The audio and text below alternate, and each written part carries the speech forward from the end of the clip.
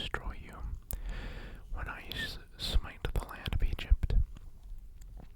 And this day shall be unto you for a memorial, and ye shall keep it a feast to the Lord throughout your generations. Ye shall keep it a feast by an ordinance forever. 7 days shall ye eat unleavened bread. Even the first day ye shall put away leaven out of your houses. For whosoever eateth leavened bread from the first day until the 7th day, that soul shall be cut off from Israel. And in the first day there shall be an holy convocation, and in the 7th day there shall be an holy convocation to you. No manner of work shall be done in them, save that which every man must eat, that only may be done of you. And ye shall observe the feast of unleavened bread. For in this selfsame day have I brought your armies out of the land of Egypt. Therefore shall ye observe this day in your generations by an ordinance forever. In the first month, on the 14th day of the month at even, ye shall eat unleavened bread, until the 21st day of the month at even. 7 days shall there be no leaven found in your houses. For whosoever eateth that which is leavened, even that soul shall be cut off from the congregation of Israel, whether he be a stranger or born in the land. Ye shall eat nothing leavened. In all your habitations shall ye eat unleavened bread. Then Moses called for all the elders of Israel, and said unto them, Draw out and take you a lamb according to your families, and kill the Passover. And ye shall take a bunch of hyssop, and dip it in the blood that is in the basin, and strike the lintel and the 2 side posts with the blood that is in the basin. And none of you shall go out at the door of his house until the morning. For the Lord will pass through to smite the Egyptians, and when he seeth the blood upon the lintel and on the 2 side posts, the Lord will pass over the door, and will not suffer the destroyer to come in unto your houses to smite you. And ye shall observe this thing for an ordinance to thee and to thy sons forever. And it shall come to pass when ye be come to the land which the Lord will give you, according as he hath promised, that ye shall keep this service.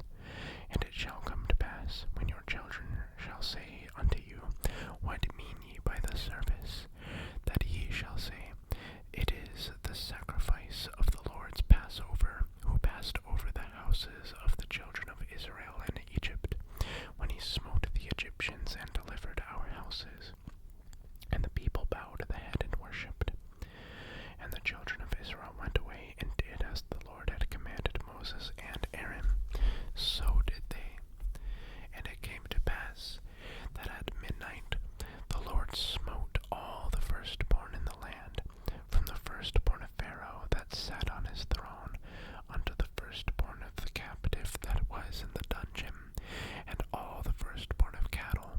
And Pharaoh rose up in the night, he and all his servants, and all the Egyptians, and there was a great cry in Egypt, for there was not a house where there was not one dead.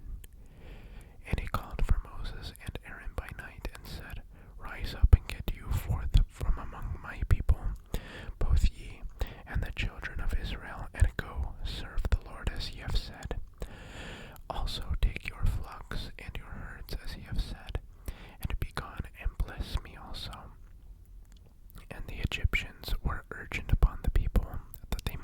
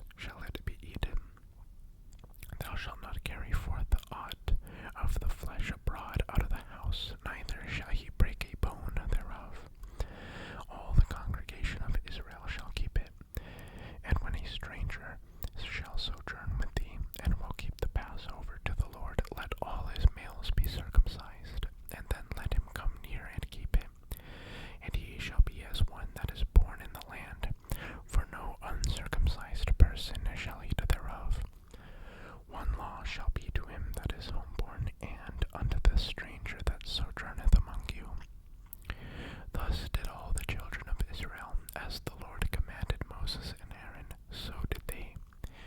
And it came to pass the selfsame day that the Lord did bring the children of Israel out of the land of Egypt by their armies.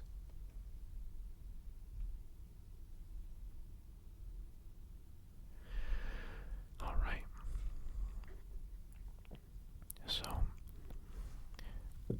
moving on to Exodus chapter 13. We just read the Passover, so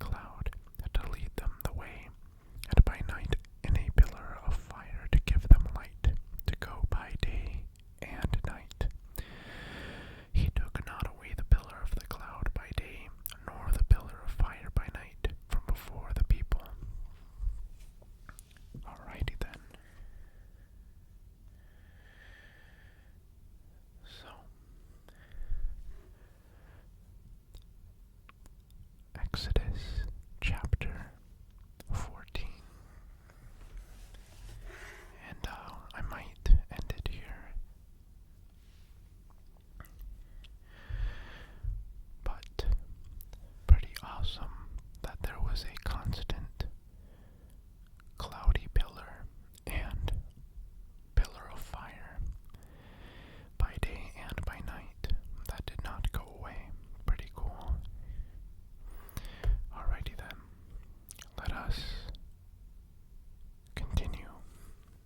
And the Lord spake unto Moses, saying, Speak unto the children of Israel, that they turn and encamp before Pi-hahiroth, between Migdol and the sea, over against Baal-zephon.